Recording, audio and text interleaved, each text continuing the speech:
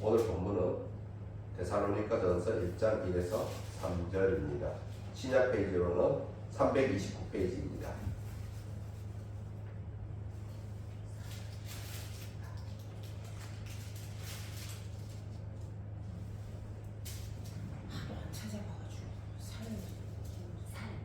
살, 보시면 빌골살 이렇게 되어 있습니다. 빨간색으로 네 번째, 예, 빨간색으로 네 번째 빌골살.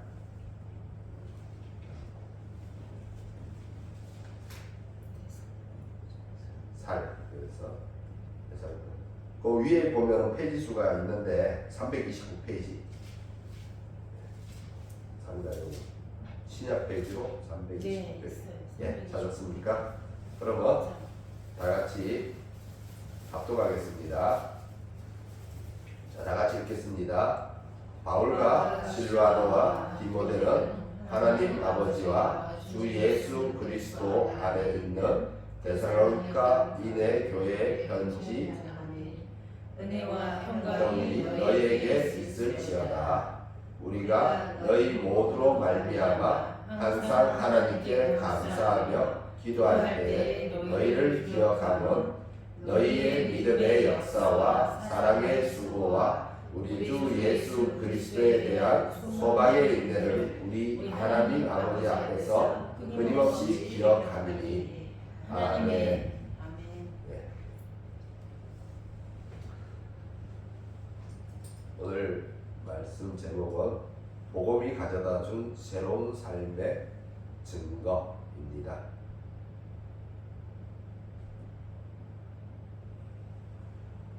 데살로니가서라고 하면 바울이 데살로니가 교회에 보낸 서신으로 데살로니가 전서와 데살로니가 후서가 있습니다. 오늘 말씀은 데살로니가 전서입니다.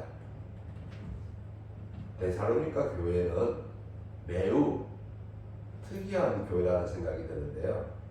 아마도 이런 교회는 역사상 전무후무하지 않을까라고 생각해 봅니다.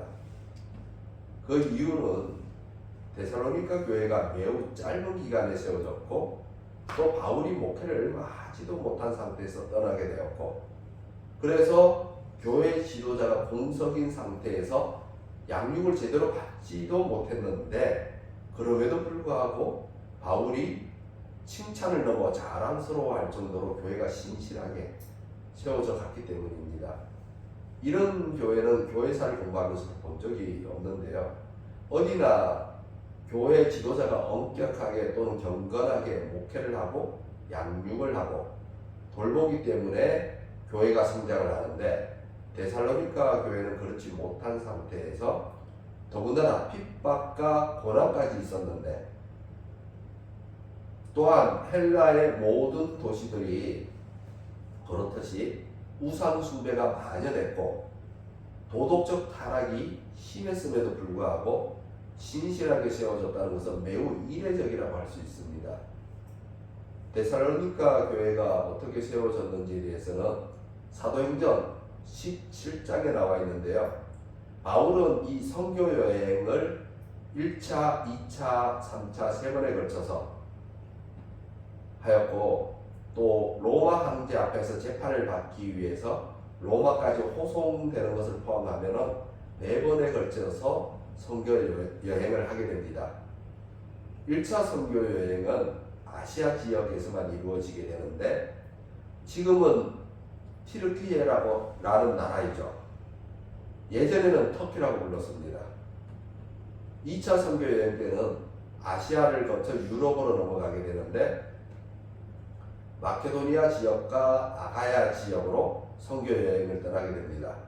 현재는 이 지역이 다 그리스라는 나라에 속해 있지만 그 당시에는 고대 마케도니아라는 나라가 있었던 마케도니아 지역과 고대 그리스가 있었던 아가야 지역이었습니다.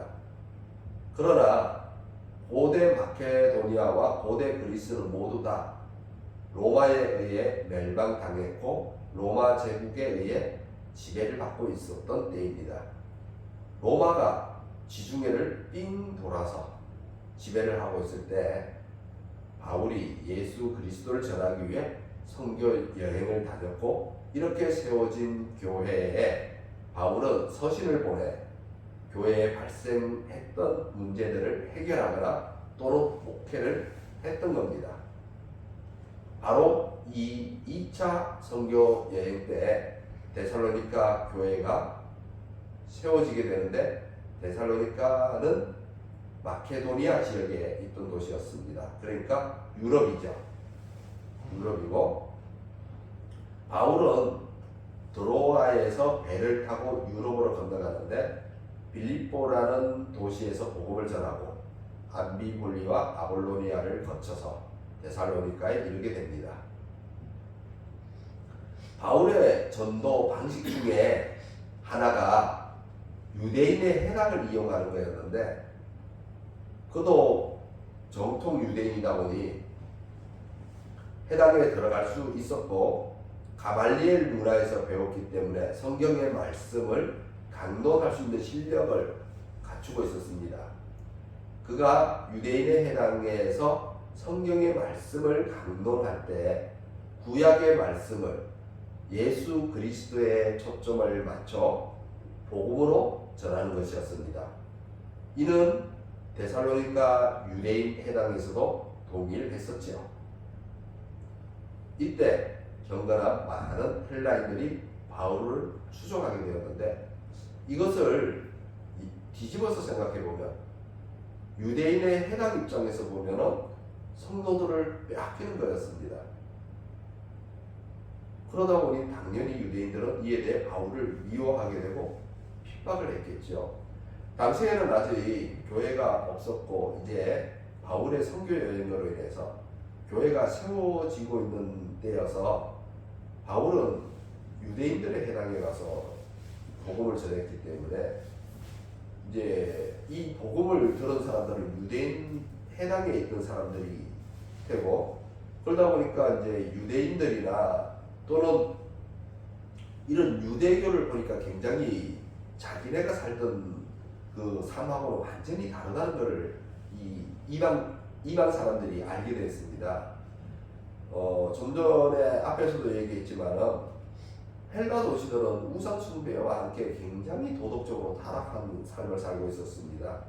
그러다 보니까 이 사람들 마음속에는 정말 이 윤리적 도덕적 그 깨끗한 갈급함을, 그 깨끗함에 대한 갈급함을 원하고 있었는데, 그 당시에 이제 철학들이 그렇게 발전해서 그렇게 윤리적 도덕적으로 어떤 깨끗함을 이끌어 주고는 있었지만 어떤 한계에 봉착하고 있었죠.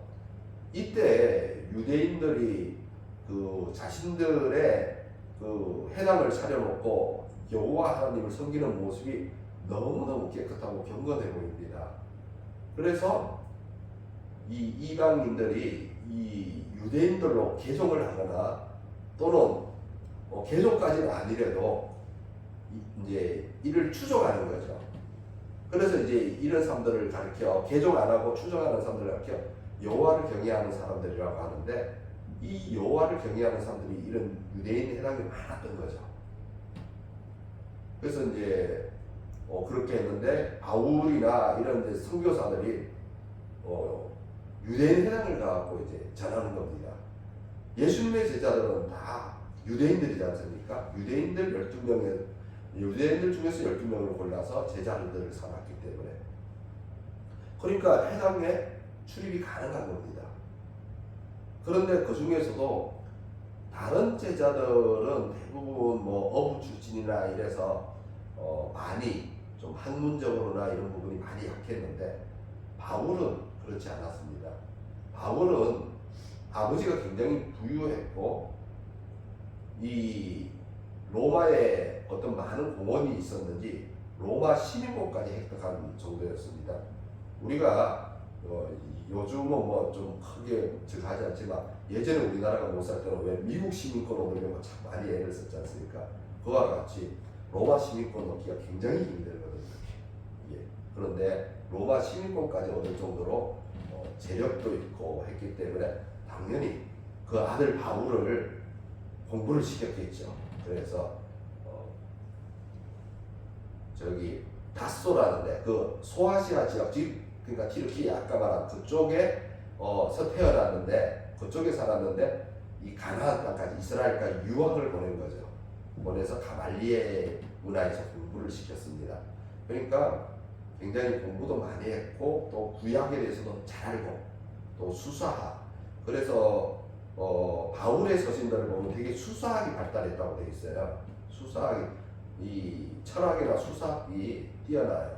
그래서 바울이 이렇게 공부도 많이 한 사람인데, 그러니까 유대인 회당에 들어가서 이제 전하는 거죠. 유대인 회당에 들어가서 예수 그리스도를 전합니다. 그러니까 그 많은 사람들, 유대인들도 포함해서 많은 사람들이 바울을 갑자기 추종하고 따라 나오는 거예요. 그러니까 회당 입장에서는 졸지에 성도들을 잃어버리는 거죠. 자, 이렇게 되니까 어떻게 됩니까? 유대인들이 이제 시기와 질투가 나기 시작하는 거죠. 그래서 이제 바울을 핍박을 합니다. 아예 이제 도시를 쫓아다니면서 핍박을 하기 시작해요. 핍박을 하는데 이렇게 이제 데살로니가로 이제 가갖고 데살로니가에서 이제 이렇게 유대인 회당에 가서 이렇게 전했는데 이렇게 뺏기니까 유대인들이 이제 바울을 핍박한 거죠. 그래서 그 핍박 때문에 바울이 부랴부랴 도망을 갑니다. 피하죠. 데살로니가를 떠나게 되는데 사도행전을 보면 바울이 데살로니가에서 새 안식일에 걸쳐서 말씀을 전했다고 하고 있습니다. 그러니까 새 안식일을 하면은 우리로 말하면 어떻게 되죠? 새 주일, 네, 새 주일, 새 일요일, 세 번의 일요일.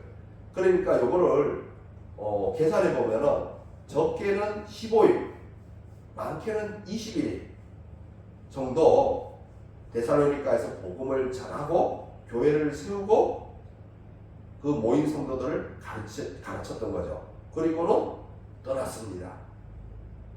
그러니까 15일에서 21일을 가르쳤다면 그것도 복음 전에서 데리고 와서 교회를 세워서 가르친 것까지 다 포함해서 15일에서 20일이라면 매우 짧죠. 그 짧은 기간에 이제 그 짧은 기간을 하고 이제 떠났고 데살로니가 성도들은 가르침을 받고 양육을 받았는데, 자, 그 얘기가 지금 나오는 겁니다. 오늘 본문 2절과 3절을 함께 읽어보겠습니다. 2절과 3절. 오늘 본문 2절과 3절 읽어보겠습니다. 다 같이 읽겠습니다. 우리가 너희 모두로 말미암아 항상 하나님께 감사하며 기도할 때 너희를 기억하면 너희의 믿음의 역사와 사랑의 수고와 우리 주 예수 그리스도에 대한 소망의 인내를 우리 하나님 아버지 앞에서 끊임없이 기억하니니. 아멘.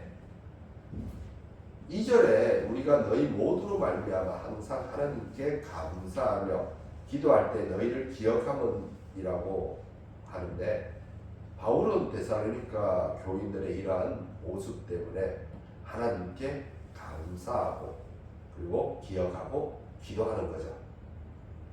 왜 안 그러겠습니까? 그 짧은 기간만 사역하고 유대인들로 인해서 급히 피해서 나왔는데 데살로니가 성도들에 대한 미안함과 염려가 바울에게 있었던 겁니다. 그래서 아테네까지 왔을 때, 그리스 아테네까지 왔을 때 디모데를 데살로니가 교회로 다시 돌려보내는데, 디모데가 갔다 와서 아주 좋은 소식을 바울에게 알렸던 거죠. 데살로니가 교인들이 반석 위에 든든히 서 있다는 기쁜 소식을 알렸습니다. 이제 그 소식이 우리가 조금 전에 읽던 3절 그리고 그 이하 4절, 5절, 3절 이하로 쭉 나오는 내용들인데, 3절에 보면은 데살로니가 교인들에 대하여 세 가지로 말하고 있는 것이 기록되어 있죠. 뭐라고요? 믿음의 역사, 사랑의 수고, 우리 주 예수 그리스도에 대한 소망의 인내. 이는 데살로니가 성도들이 복음이 자신들에게 가져다 준 새로운 삶을 증가하고 있는 모양이었는데, 즉 마태복음 5장에서 7장 이 산상수훈이죠. 이 산상수훈을 보시면 예수님은 제자들과 모인 무리에게 하나님 나라가 가져다주는 새로운 삶을 제시했습니다. 그리고 제시했을 뿐만 아니라 그 차원 다른 삶을 살라고 요구까지 했는데, 그 예수님의 요구를 이 데살로니가 성도들이 지금 구현하고 있다는 겁니다. 데살로니가 성도들이 보여주는 이 세 가지 모습을 보면 바울이 다른 교회에 보낸 말씀을 같이 떠올려 볼 수 있는데, 그게 고린도전서 13장의 말씀입니다. 고린도전서 13장은 사랑장이라고 하죠. 사랑장, 우리 유명하죠. 이 찬송, 저 CCM으로도 나와 있는데, 이 중에서 13절의 말씀을 보면은 그런즉 믿음, 소망, 사랑 이 세 가지는 항상 있을 것인데 그 중에 제일은 사랑이라. 바울은 성도에게 항상 있어야 할 것으로 뭐죠? 믿음, 소망, 사랑을 제시하고 있습니다. 이 믿음, 소망, 사랑이 데살로니가 교인들에게 나타났다는 겁니다. 그렇게 짧게 사역을 하고 떠났는데 매우 놀랍게도 데살로니가 교인들에게서 이러한 신앙의 모습이 나타났다는 것은 바울의 입장에서는 감사하지 않을 수가 없는 일이죠. 이 소식을 들었을 때 가슴이 뭉클하고 눈물이 흐르지 않았겠습니까? 현재 어느 교회가 15일에서 21일 정도 가르쳤다고 이러한 신앙의 모습이 나타나겠습니까? 지금 우리 교회도 개척한 지 벌써 5개월이 다 돼가는데요. 지금 이번 달이 5개월째인데, 15일에서 21일이면 한 달도 채 안 된 날수거든요. 그런데 이들에게서 이런 신앙의 모습이 나오는 겁니다. 놀라운 일이죠. 권사가 되고 안수집사가 되고 장로가 돼도 여전히 어린아이 신앙에서 벗어나지 못하는 경우가 허다한데 말입니다. 우리도 이와 같아야 할 신앙 공동체의 모습입니다. 여기 믿음, 소망, 사랑은 그 뒤에 꼬리표를 달고 있죠. 뭐라고요? 믿음의 역사, 사랑의 수고, 소망의 인내라고 하여 믿음은 역사를, 사랑은 수고를, 소망은 인내라는 꼬리표를 달고 있습니다. 데살로니가 성도들이 믿음, 소망, 사랑을 어떻게 보여주고 있는지를 말하고 있습니다. 믿음의 역사, 사랑의 수고, 우리 주 예수 그리스도에 대한 소망의 인내를 간단하게 살펴볼 건데, 이를 통해서 우리에게도 믿음, 소망, 사랑이 어떻게 표출될 것인지를 배워볼 수 있었으면 좋겠습니다.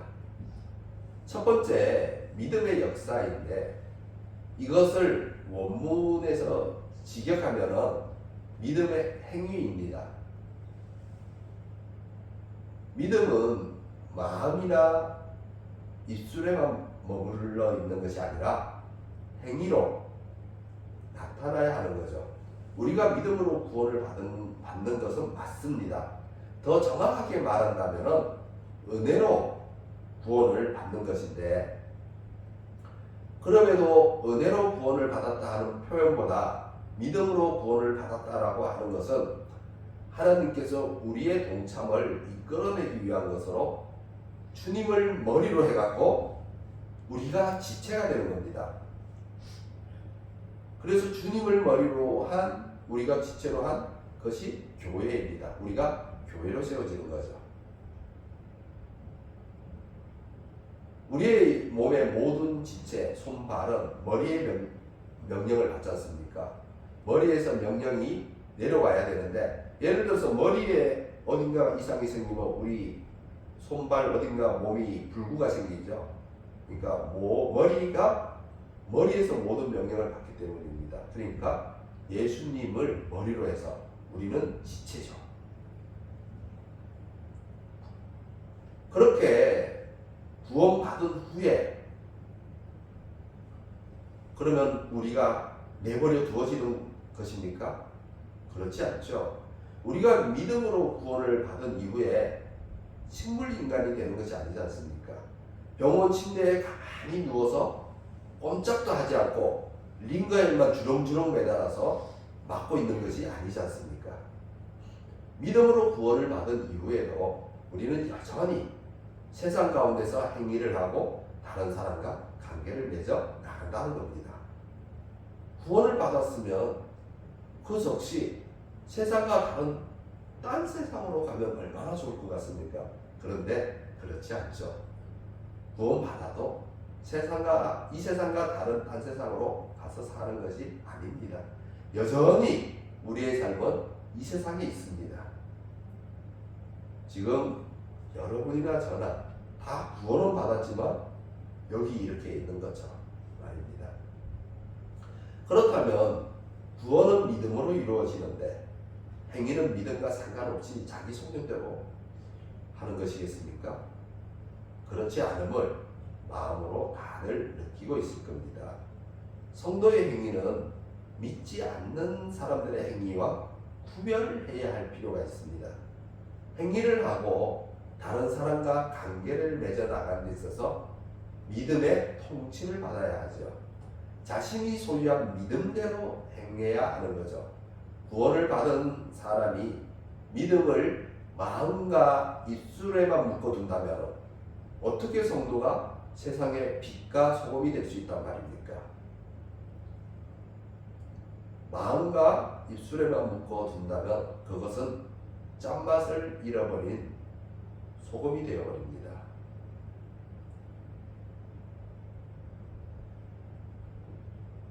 우리는 이제 염전, 바다, 해수에서 소금을 볶기 때문에 짠맛을 잃어버린 소금에 대한 이해가 잘 되지 않는 편인데, 이 육지에서도 소금이 나온다는 걸 잘 알고 계시죠?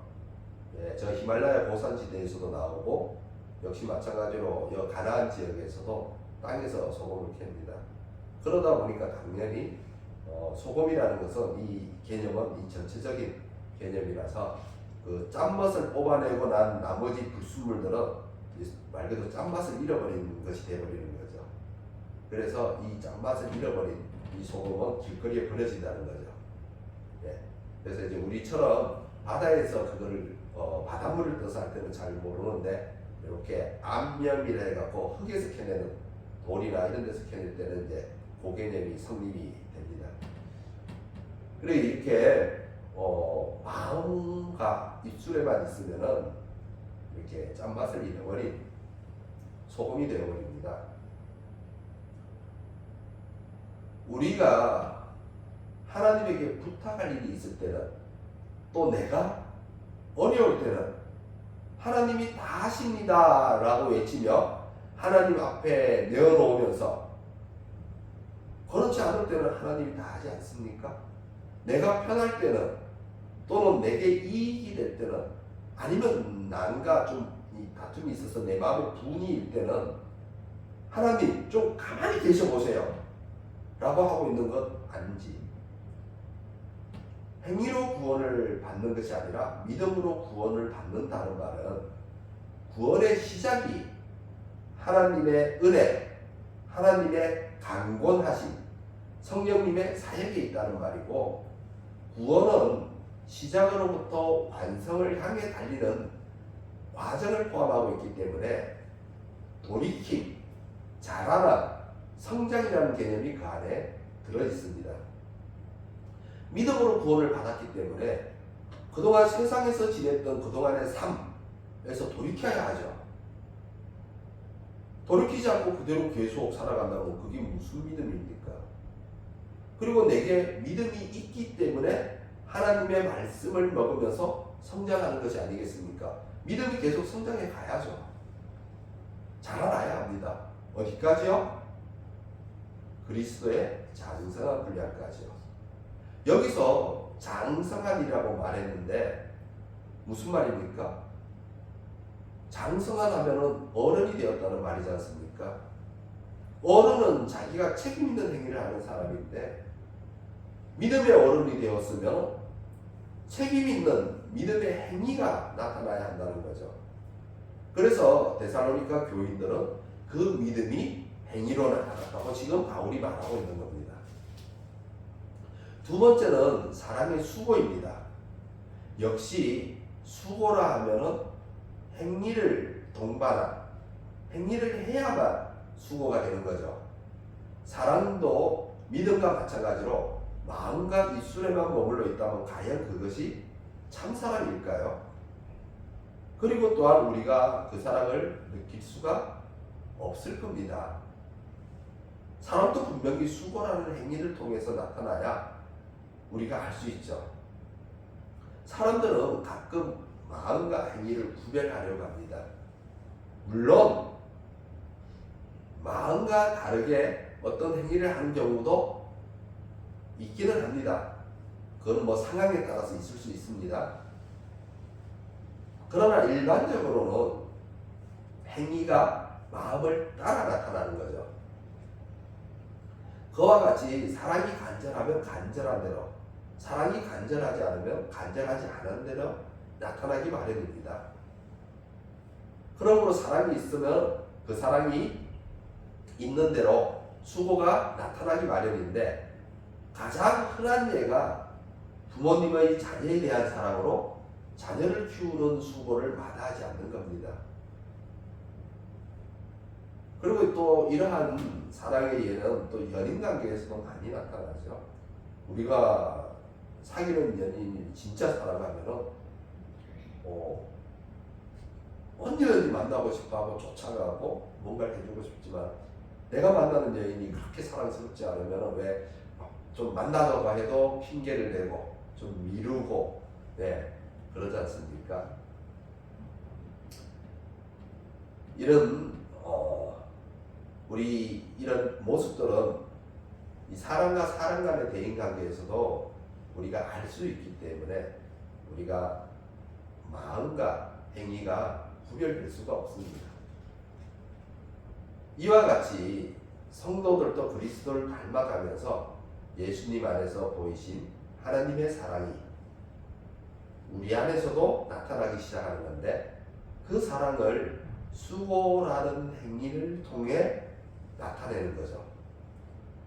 이 수고라고 번역된 헬라 이 원어는 포포스인데, 포포스는 수고라는 뜻도 있지만은 고생, 고난, 괴로움이라는 뜻을 함께 가지고 있습니다.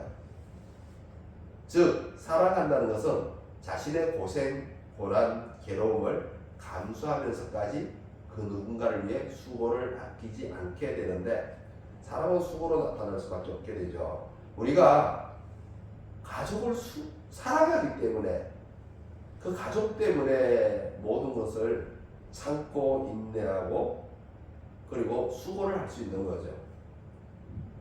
사랑하지 않는다면은 그렇게 할 수가 없습니다. 그래서 사랑하기 때문에 수고로 나타날 수밖에 없습니다.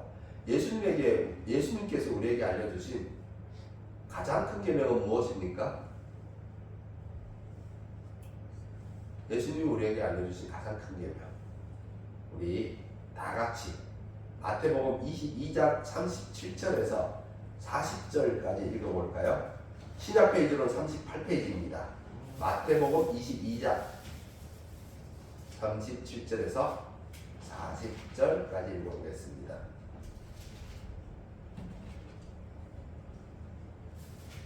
마태복음 22장 신약 페이지로는 38페이지.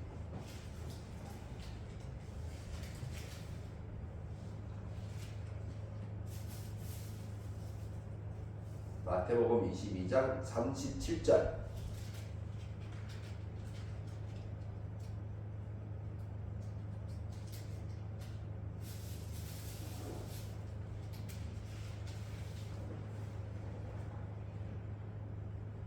마태복음 22장 37절에서 40절. 어떻게 다 찾으셨나요?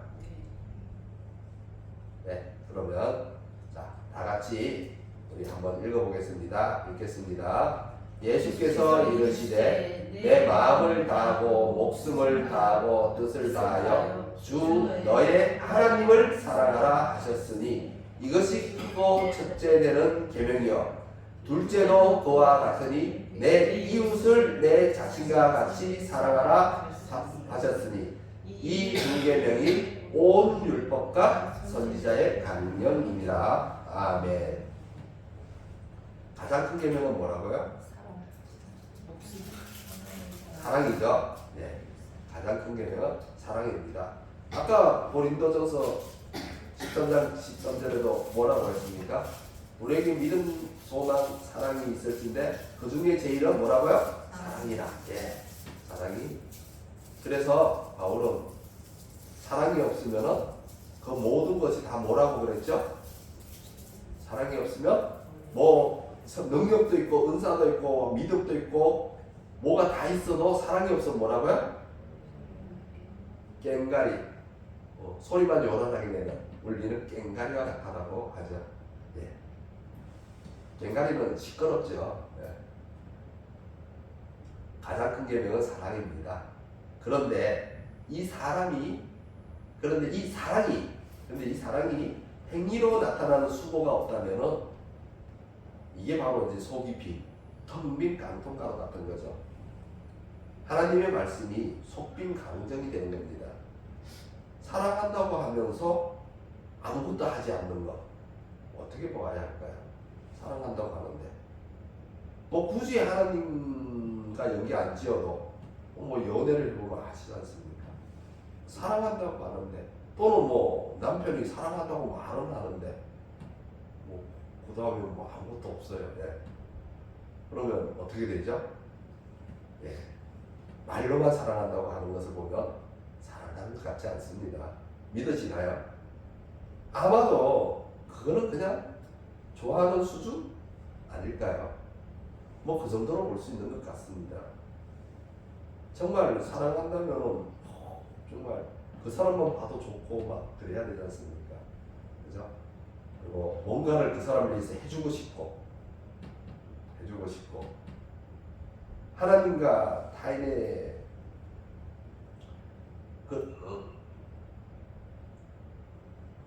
그러나 그렇지 못할 때는 그냥 좋아하는 수준? 그 정도로 보면 될 것 같습니다.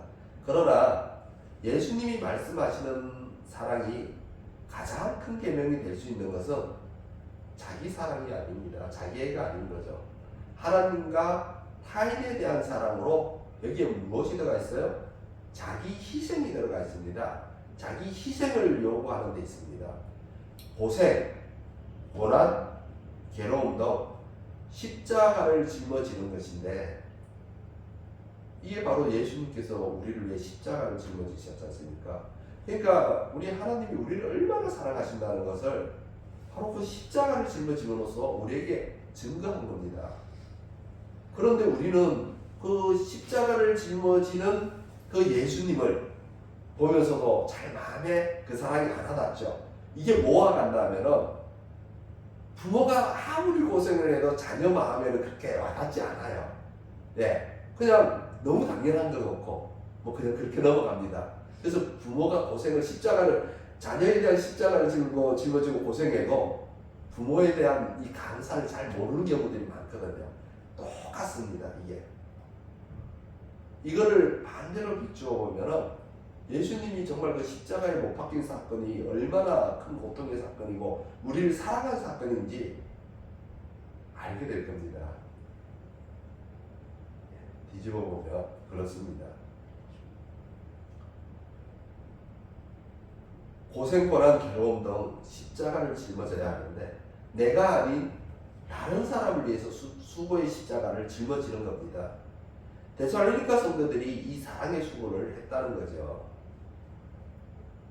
세 번째는 우리 주 예수 그리스도에 대한 소망의 인내입니다. 바울도 핍박으로 인해 데살로니가를 급히 빠져나갔는데 바울이 빠져나간 후에는 이 핍박이 어디를 향했겠습니까? 데살로니가 성도들을 향했을 겁니다. 특히 유대인뿐만 아니라 같은 헬라인에게도 핍박을 받았던 거죠. 자, 이에 대해서 우리 지금 본문 데살로니가 지금 1장 보고 있죠. 데살로니가 2장 14절을 보면은 2장 14절을 보면 우리 읽어볼까요? 그러니까 2장 14절. 자, 다 함께 읽겠습니다. 형제들아, 너희가 그리스도 예수 안에서 유대에 있는 하나님의 교회들을 본받은 자가 되었으니 그들이 유대인들에게 고난을 받은가 같이 너희도 너희 동족에게서 동일한 고난을 받았느니라 라고 하고 있습니다. 그렇죠? 자기 동족들에게서 고난을 받았습니다. 동족들로부터 핍박을 받고 있었다는 거죠. 당시 헬라 도시들은 많은 우상을 섬기고 있었고 도덕적으로 타락하였기 때문에 육체적 쾌락을 따라서 살아가고 있었습니다. 그러니까 예수를 믿게 되면은 어떻게 되나요? 주변으로부터 핍박과 고난이 따라오게 되는데 여기서 뭐 큰 핍박 이것은 여대로 하고요. 그거는 뭐 말하지 않아도 그야말로 고난이니까 그거는 제쳐두고 그 외에도 작은 핀잔들도 많이 있었을 겁니다. 이제 뭐 옆에서 그러겠죠. 뭘 그렇게 어렵게 살아? 뭘 그렇게 빡빡해? 뭘 그렇게 재미없게 살아? 야, 저기 재밌는 거 있는데 같이 가자. 야, 요즘 너 배신되는 거 아니야? 뭐 언제부터 네가 예수 믿었다고? 뭐 기타 등등 많겠죠. 자기에게 전해진 복음을 통해서 새로운 삶을 증거하려고 하다 보니까 주변에 빈잔이 만만찮습니다. 그러나 이러한 것들을 이 데살로니가 교인들은 중히 안 여기고 모든 것을 인내할 수 있었던 것은 그들이 종말에 대한 신앙을 가지고 견지하고 있었기 때문입니다. 우리 주 예수 그리스도에 대한 이라고 하여 예수님의 다시 오심, 예수님의 재림에 대한 소망을 크게 가지고 있었기 때문인데 1장 10절을 보시면 요 데살로니가전서 1장 10절 보고 조금 전에 이건 앞이죠. 1장 10절 바로 앞에 있습니다. 1장 10절을 보시면 뭐라고 되어 있냐면 죽은 자들 가운데서 다시 살리신 그의 아들이 어디로부터요? 하늘로부터, 하늘로부터입니다. 강림하실 것을 너희가 어떻게 기다리는지를 말하니. 자, 교회 내에서 이분들은 내가 어떻게 예수님이 다시 올 날을 기다리고 있다라고 서로 모여서 이야기를 하고 있다는 겁니다. 자, 요즘 이 우리나라 현대교회에서는 뭐 교회에 오면은 이런 신앙적인 얘기를 얼마나 하는지 몰라도 뭐 교회에 가보면 되게 많이 듣는 게 야, 내가 얼마 전에 집을 샀어요. 우리 집값이 얼마 올랐어. 내가 우리 집 땅 돌아다니면서 내가 맨날 기도해. 내가 차를 샀는데 내 차값이 얼마야. 뭐 이런 얘기들이 되게 모이면 생활에 소소한 얘기들을 많이 합니다. 물론 할 수가 있습니다. 교회도 사람이 모이다 보니 뭐 소소한 생활의 얘기 할 수 있죠. 그런데 그것에 치우쳐서는 안 됩니다. 그런데 치우쳐서는 안 되고 더욱이 성도들의 마음에 부러움이 들게 하거나 성도들의 마음을 빼앗는 것이라면 안 하는 것이 좋습니다. 그것은 신앙적이지 못하기 때문에 생활의 소소한 얘기는 서로 소식을 전하는 정도에서 하면 좋을 것 같고 데살로니가 성도들처럼 신앙의 얘기가 교회에 모이면 주가 되어야 합니다. 이렇게 모여서 신앙의 얘기가 주가 된다는 것은 그들이 세상의 것보다 하나님 나라에 대한 소망이 마음속에 더 크게 자리 잡고 있다는 증거이며 이를 통해서 서로의 신앙을 거두게 되는 거죠. 그들은 바울로부터 죽은 자 가운데서 살아나신 하나님의 아들이 하늘로부터 재림하실 것을 기다리고 배웠으며 또한 예수님의 재림으로 인해 그들이 마지막 때 불신자들로부터 당하게 될 환난으로부터 구원받을 것이며 하나님 나라와 영광에 참여하게 될 것이라고 배웠습니다. 하나님 나라의 영광에 참여하게 됩니다. 그래서 데살로니가 성도들이 어떻게 소망하고 인내하고 있는지를 서로에게 말하며 힘이 되었는데, 이 세상의 시대는 어떻게 되죠? 이 세상의 시대는 심판되어지며 소멸되어 갈 것이고, 하나님 나라는 시작이 지금 되었습니다. 그러나 아직은 완전하지 않아서 우리가 힘들고 고통받고 살아가고 있으나, 예수님의 재림 때 완성될 하나님의 나라에서 우리는 영광 안으로 들어갈 것을 믿습니다. 소망하며 인내하고 있습니다. 오늘날 우리에게 바로 이 종말론적 사상이 많이 부족합니다. 완성될 하나님 나라에 대한 소망을 붙들고 있는 성도를 찾아보기가 쉽지가 않습니다. 성도의 삶에 대해서 얘기하고, 경건에 대해서 얘기도 하고, 그리고 천국에 대해서 얘기도 합니다. 하지만 예수님의 재림 때 완성될 하나님의 나라에 대한 도래, 종말 때 몸의 부활과 예수님의 영광에 참여하는 것에 대한 소망이 매우 약한 거죠. 그러나 데살로니가 성도들은 이러한 종말에 주어질 영광에 대한 소망으로 인해 인내하는 삶을 살았던 겁니다. 데살로니가 성도들은 이렇게 많은 양육을 받지 않은 상태에서도 아주 짧은 기간 동안 바울이 전한 복음을 붙들고 등경 위에 올려놓은 등불이 되었습니다.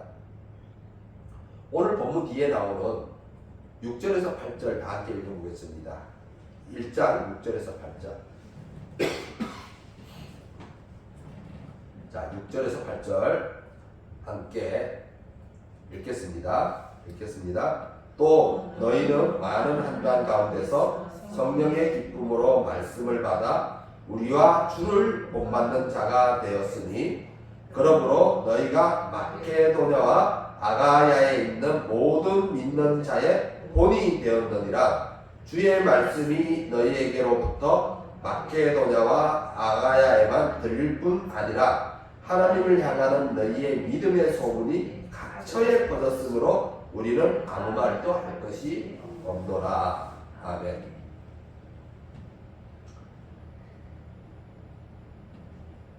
데살로니가 교인들은 이 짧은 시간에 복음을 듣고도 이 복음이 가져다 주는 바로 새로운 삶에 대한 증인이 되었습니다.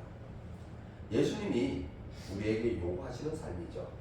예수님께서 이 땅에 오셔서 우리에게 하나님 나라의 새로운 삶을 제시하셨고 또 요구하고 계시는데, 이러한 삶이 믿음, 소망, 사랑으로 나타났습니다.